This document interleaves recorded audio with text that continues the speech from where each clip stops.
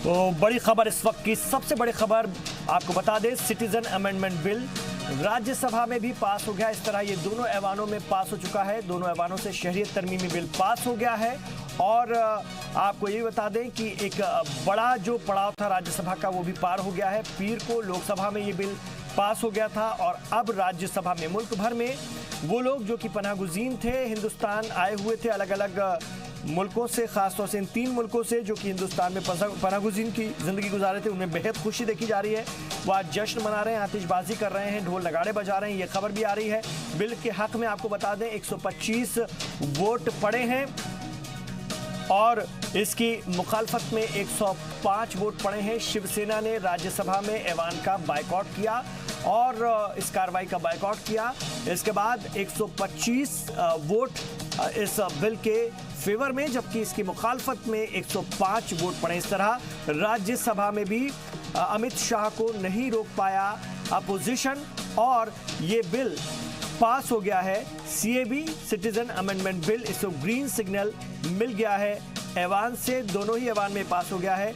और कहीं ना कहीं 1947 का जो जख्म था उसे शहरियत तरमीमी बिल कुछ मरहम लगाएगा, ऐसा माना जा रहा है। शिवसेना ने वोटिंग के दौरान वॉकआउट किया, ये भी हम आपको बता दें। दिल्ली में भी अगर हम देखें तो मजनू का टीला इलाका है, वहां पर भी लोग जश्न मना रहे हैं। आसिफ इकबाल हमारी रिपोर्टर भी जुड़ गए, उनसे मजीद इत्तलात फराहम करेंगे। जी आसिफ, ऐवान में पास हो चुका है, राज्यसभा में भी बिल, क्या खबरें आ रही हैं? अगर हम दिल्ली की बात करें, किस तरह का जश्न है, क्योंकि बहुत सारे लोगों के लिए एक बड़े जश्न की वजह भी है। देखिए इमरान, इस वक्त हम संसद के बाहर खड़े हैं, इसलिए यहाँ तो फिलहाल जश्न का नज़ारा नहीं है। हाँ, ये ज़रूर है कि मजनू की टीला जैसा आपने बताया और बहुत सारे ऐसे इलाके हैं जहाँ पे शरणार्थी रह रहे हैं, उनके लिए ज़रूर खुशी खबर है और वो खुशी मना भी रहे होंगे। जहाँ तक राज्यसभा और लोग की आज बात कर ले, क्योंकि राज्यसभा ही सबसे बड़ी बात थी कि राज्यसभा में ही फ्लोर मैनेजमेंट करने के लिए चुनौती थी अमित शाह के पास। अमित शाह ये चाहते थे कि इसका फ्लोर मैनेजमेंट अगर बेहतर हुआ तो हम लोकसभा की जो जीत है, जो लोकसभा में जिस तरीके से इस विधेयक को पास कराया वैसे राज्यसभा में पास करा लेंगे। और ये देखिए, ये बात साफ है कि मुश्किलें पहले ज़रूर थी। ये माना यह जा रहा था कि राज्यसभा में क्योंकि आंकड़े सरकार के फेवर में उतने नहीं थे जितने लोकसभा में थे, तो इसमें परेशानियां जरूर थी। और परेशानियों को देखते भागते हुए इसमें अमित शाह ने बहुत समझदारी से अपनी चीजों को समझा और सभी को पहले तो तमाम सवालों के जवाब इकट्ठा किए, उनके सवालों के जवाब दिए, तैयारी करके आए हुए थे, वो होमवर्क उनका कंप्लीट था। और आपको बताऊं कि 23 संशोधन, इस बिल पर 23 संशोधन डाले गए थे, जिसमें से 20 सिर्फ टीएमसी के पास थे।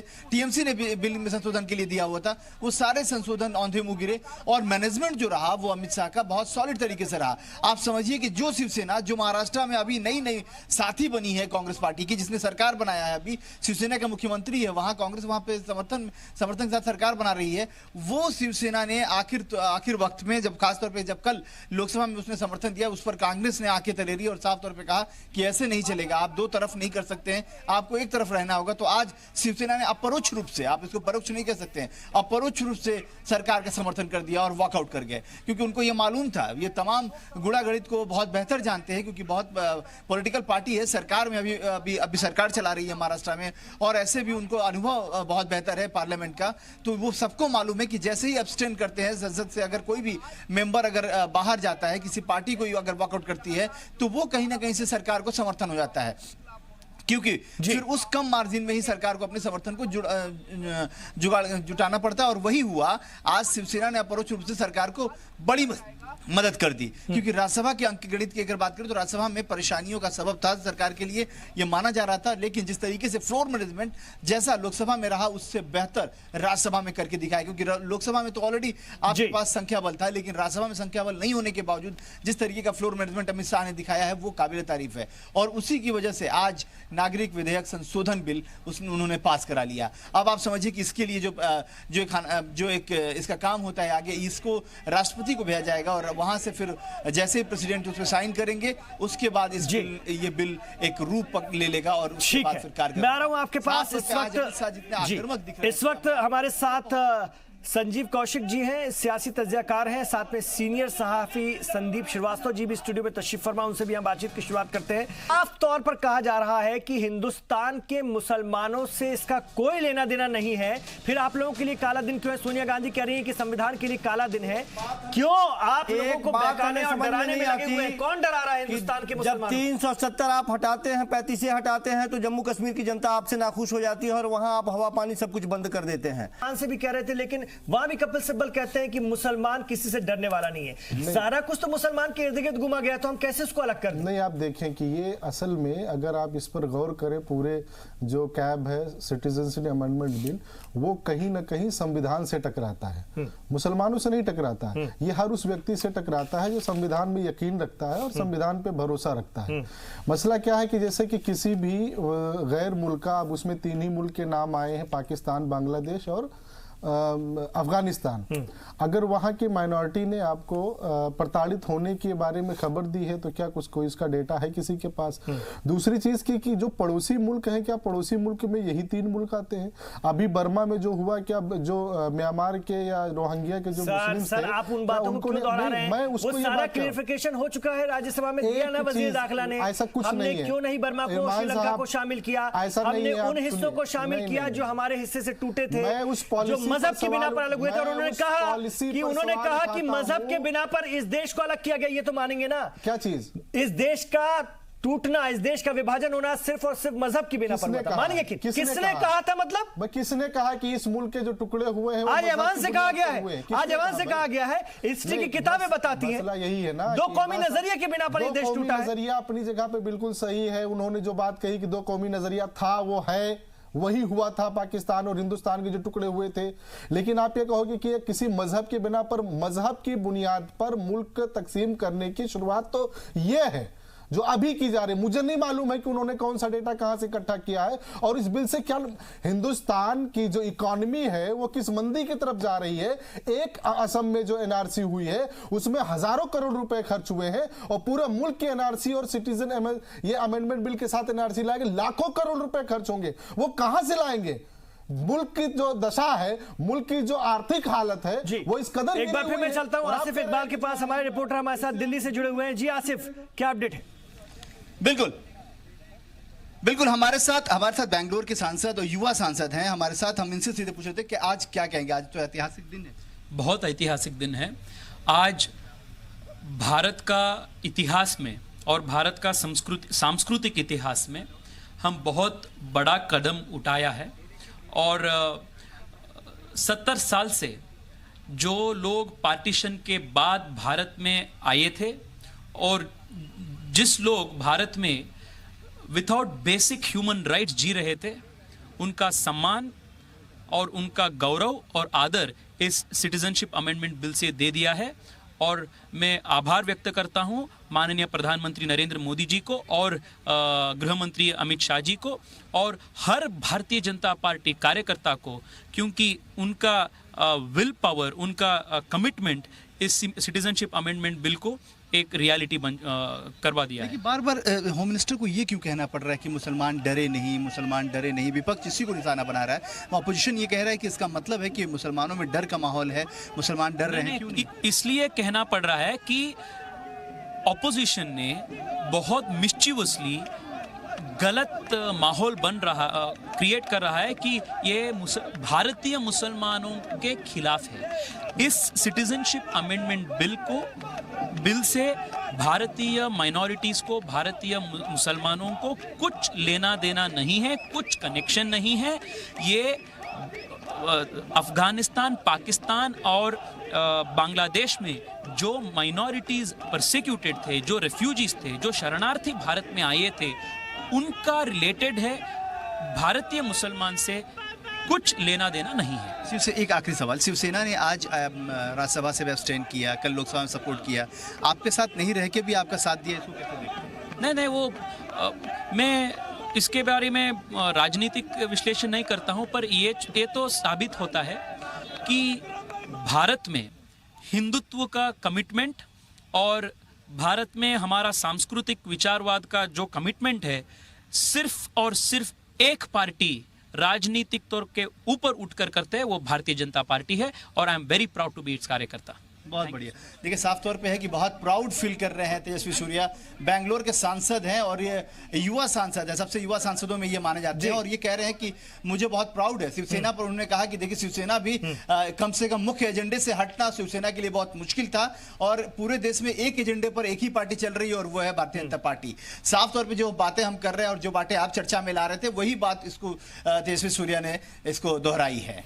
बिल्कुल, लगातार ये भी बात सामने आ रही है आसिफ इकबाल की, सोनिया गांधी का भी बयान आया कि ये आज काला दिन है आईन के लिए, और इधर कुछ मेंबर पार्लियामेंट, ज्यादातर मेंबर पार्लियामेंट इसके फेवर में नजर आ रहे हैं। राज्यसभा में ये अक्सरियत से पास हुआ है, इसको कैसे देखें, क्या आगे इस पर और सियासत होगी अभी? और कहीं ना कहीं भारतीय जनता पार्टी के लिए, चूंकि उनके घोषणा पत्र में भी ये मुद्दा था, उन्होंने एक पड़ाव और पार कर लिया है। अब ये कोर्ट में जाए, वहां फंसे या जो भी बात हो, लेकिन उनका मामला फिट बैठ गया है। देखिए सीधे तौर पे आपको बताऊं कि जैसे ही यहाँ पे राज्यसभा में, टाइमिंग का बता रहा हूं मैं आपको, कि राज्यसभा में वोटिंग चल रही थी, फाइनल वोटिंग चल रही थी 23 संशोधनों के बाद जो नागरिक संशोधन बिल पे, उसी समय सोनिया गांधी का लेटर सभी को आता है, और सोनिया गांधी कहती है, बयान है उस लेटर में कि ये काला दिन है, ये लोकतंत्र का काला दिन है। और सोनिया गांधी जिस तरीके से कांग्रेस पार्टी पूरे एग्रेशन में रही है इस मसले को लेकर, आप समझिए कि पूरे देश भर में आज एजिटेशन किया गया है कांग्रेस पार्टी की तरफ से। और कांग्रेस के जो लीडर हैं, जो एक्स मिनिस्टर भी रहे हैं पी चिदम्बरम, उन्होंने कहा कि यहां से वो आप पास करा लीजिए, लेकिन सुप्रीम कोर्ट में ये बिल औंधे मुंह गिरेगा। वही ठीक केटीएस तुलसी जो हैं, जो राज्यसभा के सांसद भी हैं और वरिष्ठ वकील हैं, उन्होंने भी ये बात कही है कि संशोधन की बात चाहे जो भी कर लें आप, लेकिन जिस तरीके से आपने जिद्दबाजी में जो पॉइंटर किया है, इसमें शामिल किया है, वो तमाम पॉइंटर, खासतौर पे उन्होंने अनुच्छेद 14 और आर्टिकल 21 का हवाला दिया, और उन लोगों ने कहा कि इस पर ये सुप्रीम कोर्ट में जैसे ही ये मामला आएगा और सुप्रीम कोर्ट में जैसे ही इस पर चर्चा होगी, ये बिल औंधे मुंह गिर जाएगा। मतलब साफ है कि कांग्रेस पार्टी अभी भी लगातार जिस तरीके से आक्रामक तेवर उसके लोकसभा और राज्यसभा में दिखे, अभी भी वो छोड़ने वाली नहीं है। अभी जबकि लगातार कांग्रेस कार्यकर्ता भी प्रोटेस्टिंग मोड में है, जिस तरीके से लगातार एहतजाज कर रहे हैं। आज सुबह भी आपने देखा होगा, फिर शाम में भी देखा होगा, और अभी फिर ये कल से तैयारी है कि कल से फिर वो लोग प्रोटेस्टिंग मोड में रहेंगे, प्रोटेस्ट करेंगे इस बिल को लेकर। इस बिल को लेकर सुप्रीम कोर्ट जाएगी कांग्रेस पार्टी। तो मतलब साफ है कि कांग्रेस पार्टी ने एक बार साफ कर लिया, जिस तरह से बीजेपी ने अपना एजेंडा साफ कर लिया, वैसे कांग्रेस पार्टी ने साफ कर लिया। लेकिन सबसे दिलचस्प अगर इमरान कल कुछ देखने को मिलेगा, तो वो देखने को मिलेगा कि शिवसेना पर कांग्रेस का क्या स्टैंड आने वाला है, क्योंकि शिवसेना ने कहीं जाने अनजाने में सरकार की मदद की है, और वो बीजेपी को अपरोक्ष रूप से उन्होंने, खास तौर पे जहां राज्यसभा में सबसे ज्यादा उम्मीद थी कांग्रेस को कि राज्यसभा में यूटर्न लेने के बाद राज्यसभा में आतिशबाजी की तस्वीर भी हम दिखा रहे हैं। जश्न शुरू हो गया है सरकार का साथ उन लोगों के बीच में जो कि इस देश को अपना मानने के लिए इस देश में पनागुज़ीन की हैसियत से आए थे, जो गैर मुस्लिम हैं और जो हिंदू, सिख, ईसाई, जैन, पारसी, बौद्ध कम्युनिटी से आते हैं, और वो बहुत बड़ी तादाद में इस देश में हैं, जो पाकिस्तान, अफगानिस्तान, बांग्लादेश से आए हैं। आप ये उनकी खुशियां देख सकते हैं। मेरे साथ सीनियर सहाफ़ी संदीप श्रीवास्तव जी भी हैं। संदीप श्रीवास्तव जी, बहुत बरहम हो रहे हैं। संजीव कौशिक जी कह रहे हैं कि ये बहुत गलत हुआ है और इसको हम छोड़ेंगे नहीं, ये बहुत बड़ी शरारत है और ये एजेंडा है, और तमाम तरह की वो बातें कर रहे हैं। नहीं, ये संजीव जी का अपना व्यक्तिगत मत हो सकता है। अगर सब कुछ गलत हो रहा था और सब कुछ एकाएक सही हो रहा है, जैसा कि आपने भी कहा कि जो एजेंडे में उनका था, वो एजेंडे को टारगेट करके अपना काम कर रहे हैं। और जहां तक ये नागरिक संशोधन विधेयक की बात की जा रही है, अगर 1955 में इसकी बात की जाए, तो वही लोग जो तरीके से, दो श्रेणियां थी इसमें नागरिकों की, एक तो जो बिना दस्तावेज के आए हैं, और दूसरे जो सही कागजात के साथ आए थे लेकिन तय वक्त के बाद भी भारत में ही रह रहे हैं। उन लोगों के साथ इस तरह के अन्याय को देखा नहीं जा सकता। और इस बिल में ये कहीं नहीं मेंशन है कि मुसलमान शब्द का कहीं जिक्र ही नहीं है। तो जब तक इसको अगर आप अनुच्छेद 5, अनुच्छेद 10, अनुच्छेद 8, अनुच्छेद 14 में देखें, तो ये कहीं से भी आपको नहीं लगेगा कि ये उसका किसी तरीके से हक मारा जा रहा है मुसलमानों का। जिस बात को लेकर विपक्ष इतना बौखलाया हुआ है, तो मुझे नहीं लगता कि इस बात को संजीव जी साबित कर पाएंगे, या सुप्रीम कोर्ट या हाई कोर्ट में जो कुछ भी, जहां पे भी ये जाएगा बिल, ये औंधे मुंह कहीं गिरने वाला नहीं है। ये पूरी तरीके से सशक्त है, और सरकार की मंशा एकदम क्लियर है कि वो ये चाहते हैं कि जो अवैध लोग हैं उनकी घुसपैठ इस देश में नहीं होनी चाहिए। तो जब तक उसको आप रोकेंगे नहीं तब तक ये संभव होगा कैसे? तो इस घुसपैठ को रोकने के लिए आपको कोई ना कोई कानून तो लाना पड़ेगा। तो ये 1955 में या उसके बाद जब भी इस पे बात हुई है, इस पे चर्चा हुआ है, इस विषय पे अमित शाह जी ने पहले भी कहा था कि ये मुसलमानों को कहीं से भी डरने और डराने का बिल नहीं है। ये सीधे तौर पर आम नागरिकों के लिए। हमारे साथ आसिफ, हम देख पा रहे हैं खूब जश्न भी शुरू हो गया है, दिल्ली भर में जश्न हो रहा है, देश के अलग अलग हिस्सों में भी जश्न हो रहा है, और इसको लेकर के अभी सियासत थमेगी नहीं। अभी इलेक्शन भी चल रहे हैं, झारखंड में इलेक्शन चल रहे हैं, आगे दिल्ली में इलेक्शन होने वाला है। सीधे तौर पर ये तमाम चीजें इलेक्शन का इश्यू होंगी। दिल्ली में तो ये बड़ा इश्यू बनेगी ही, और भारतीय जनता पार्टी को कहीं ना कहीं इससे बड़ा बैकअप मिलेगा दिल्ली में। देखिए इमरान, बिल्कुल आप सही कह रहे हैं, और मैं आपको बताऊं कि अभी मैं नाम नहीं बताऊंगा क्योंकि कांग्रेस के बहुत वरिष्ठ नेता हैं जो इस वक्त राज्यसभा में नहीं थे, लोकसभा के मेंबर रहे हैं, बहुत वरिष्ठ नेता हैं, उनसे हमारी फोन में बात हुई तो उन्होंने हंसते हुए कहा कि देखिए जो बीजेपी चाह रही है तमाम लोग वही कर रहे हैं, क्योंकि साफ तौर पर बीजेपी एजेंडे से किस तरीके से मुख्य एजेंडे से हटाकर आपको दूसरे एजेंडे पर ले आती है, ये बीजेपी ने बदस्तूर जारी रखा है और वही लागू भी किया। और आपको बताऊं कि जिस तरीके से बार बार ये कहा जा रहा था कि महंगाई पे चर्चा होगी, जो जिस तरीके से त्राहिमाम लोग आम लोग कर रहे हैं वो परेशानियां होंगी, उन्होंने कहा कि जिस तरीके से लोगों के जो लोग मेन इश्यू पे बात करने चाह रहे थे वो मेन इश्यू से छोड़कर अब सब लोग तमाम लोग जो है वो सिर्फ और सिर्फ नागरिक संशोधन बिल पे पड़े हुए हैं और उसी पर चर्चा परिचर्चा और लगातार इस पे एहतजाज कह लें या खुशियां कह लें इसी पर हो रही है। किसी को अभी फिक्र नहीं है कि आखिर मुल्क की स्थिति क्या है, आर्थिक स्थिति क्या है। देखिए तमाम पॉलिटिकल पार्टी चाहे बीजेपी के बाद अगर अपोजिशन की पार्टियां भी है तो वो भी इसी एजेंडे पर हैं कि आखिर वो अपनी जवाब किस तरीके से यहां पे दें, सीएबी में जिस तरीके से जो जिस पर चर्चा हो रही है उस पर अपनी बात क्या रखें। तो कहीं ना कहीं से एक बात ये भी समझना होगा इमरान कि देखिए हर पॉलिटिकल पार्टी पॉलिटिक्स करने के लिए आई है, और कहीं ना कहीं से मैंने बार बार कहा है और आज फिर कह रहा हूं कि राजनीति उस वर्ड का नाम है, राज करने की नीति को राजनीति कहते हैं, और उसको बहुत बेहतर तरीके से ऑब्जर्व किया है बीजेपी ने। क्योंकि बीजेपी की अभी तक जो मैनेजमेंट देख रहे हैं आप, इस बात को तारीफ करनी होगी कि उनको फ्लोर मैनेजमेंट करना बहुत बेहतर पता है। देखिए लोकसभा के बाद राज्यसभा में मुश्किलें थी, बार बार ये कहा जा रहा था कि राज्यसभा में मुश्किलें साबित होंगी, लेकिन राज्यसभा में भी उन लोगों ने बहुत अच्छे तरीके से फ्लोर। संजीव जी, राज करने की नीति का नाम है राजनीति, और उनको पता है कि अपोजिशन घबरा जाता है कि कहां कौन सा दांव ये लोग चल दे। और आज ये प्रसारित किया जा रहा है, ये कहा जा रहा है कि पाकिस्तानी हिंदू शरणार्थियों, सिख, बौद्ध, जैन, ईसाई शरणार्थियों के लिए आज आजादी का दिन है। तब भी आपको तकलीफ हो रही है, तब भी आप जहर ही निकाल रहे हैं। इमरान भाई, ये कैसा न्याय है? इमरान भाई, बात स्पष्ट है, इसमें कहीं कुछ घुमाने की जरूरत नहीं है कि जो असम में जो शुरुआत हुई थी, जिस तरह से गिनती की जा रही थी घुसपैठियों की, उसमें जो लास्ट वक्त में 19 लाख के आसपास में जो बच गए थे या छट गए थे, उसमें बहुतायत की संख्या हिंदुओं की थी। उस कमी को दूर करने के लिए एक सहारा लिया गया ये, और ऐन वक्त पे इसकी शायद अभी जरूरत नहीं थी, हो सकता है कि इसकी जरूरत बाद में होती। वहीं से शुरुआत हुई और पार्टी के ही वहां बहुत बड़े शीर्ष स्तर के नुमाइंदे ने विरोध करना शुरू किया कि नहीं, ये सही ढंग से नहीं इसको लागू किया जा रहा है नारची, और जो हो रहा है वो बेहतर नहीं हो रहा है। इस पे प्रश्न उन्होंने पहले खड़ा किया। अब उसमें जो कमियां थी, कैसे हिंदुओं को यहाँ वैध ठहराया जाए और बाकी लोगों को देश से बाहर का रास्ता दिखाया जाए, देश की जनता ये समझ रही है और वही वैध ठहराने के लिए ये बिल लाया गया है। यदि ऐसा कुछ नहीं होता तो आज पूरा नॉर्थ ईस्ट धधक नहीं रहा होता। वो लोग क्या चाहते थे, आप बार बार यही कहते थे ना कि चुन चुन के सारे लोगों को बाहर निकालेंगे हम, जितने भी घुसपैठिए थे। चुन चुन के मतलब क्या था, आप हिंदू मुसलमान चुनेंगे, इससे आपका आशय था। यदि घुसपैठिए की बात आप कर रहे थे तो जो भी घुसपैठिए थे उसे बाहर निकालते, कोई फर्क नहीं पड़ता। लेकीन आप अपने ही बुने जाल में फंस गए और उसको वैध ठहराने के लिए ये आप बिल लाए। एक तो आपको निश्चित तौर पे एक चीज और इसमें ऐड कर लें, आप करना नहीं चाहते हैं। एक चीज और बड़ा सवाल है ना, आप लोग करना क्यों नहीं चाहते? एक चीज और इसमें ऐड कर लें कि बार बार ये जो कहने की कोशिश करी जा रही है कि हिंदुस्तान के मुसलमानों को भयभीत होने की जरूरत नहीं है, तो कोई मुसलमान भयभीत नहीं है। यहाँ जो रह रहे हैं पहले से या आज भी जो है, उनके ऊपर कोई आंच नहीं है। लेकिन तो ये राजनीति, मेरी क्यों बात मुसलमान कर रही है कांग्रेस पार्टी? आप सुन तो लीजिए, मुसलमान क्यों कर रही है, लेकिन राजनीति जिस तरह से करी जा रही है, एक संदेह जरूर बनता है कि आप जिस तरह की राजनीति कर रहे हैं और मुसलमानों को जिस तरह से दरकिनार करने की कोशिश कर रहे हैं, वो राजनीति लोगों को समझ में आ रही है। इस वजह से खुद वो अपने आप में भयभीत है कि हमें लाइन में अब लगा देंगे आप, एक नई कुछ तरकीब निकालेंगे, लंबा चौड़ा लिस्ट लेके अब हम लाइन में लग के अपने आप को सिद्ध करने की कोशिश करते रहेंगे कि हम यहीं के नागरिक हैं, यहीं के नागरिक हैं, यहीं के नागरिक हैं। आप पूरे मुल्क को, आप केवल मुस्लिमों की बात कर रहे हैं, क्या देश के बहुसंख्यक इस आपके बिल से भयभीत नहीं है? क्या ये कोई तरीका है?